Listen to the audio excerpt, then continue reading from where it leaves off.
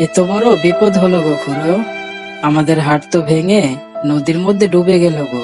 এবার হাট বসবে কোথায় বলো তো? হুম, সেটাই তো ভাবছি।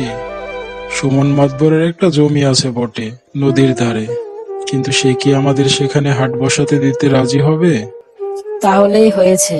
সুমন মাতবর যা লোভী লোক, নির্ঘাত হাট বসাতে চাইলে এক গাদা টাকা করে চেয়ে বসবে। আমি বলি কি খুড়ো, যদি কারোর আপত্তি না থাকে তবে ময়নাপাড়ার কলা বাগানে আমাদের হাট বসালে কেমন হয়? সেই জমি তো কত বছর হলো এমনি ফাঁকা পড়ে আছে।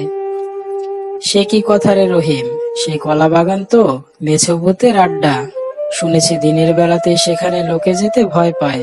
মাছের হাট বসালে কি আর রক্ষা আছে আমাদের? আরে রাখো তো তোমার ভূত প্রেত, ওই সবই হলো বাজে কথা। বলি হাট না বসালে খাবো কি? ভূতে ভয় পেলে কি আমাদের পেট চলবে? কথাটা রহিম একদম ঠিকই বলেছে। না খেয়ে মরবার চাইতে কলা বাগানে হাট বসানো ভালো হবে। কি বলো সকলে? আমারও মনে হয় রহিম ঠিক কথাই বলেছে। আর কেউ যখন আমাদের জমি দিতে রাজি নয়, তখন সাহস করে কলা বাগানে আমাদের মাছের হাট বসানোই ভালো হবে। বেশ, তবে সেই কথাই রইলো।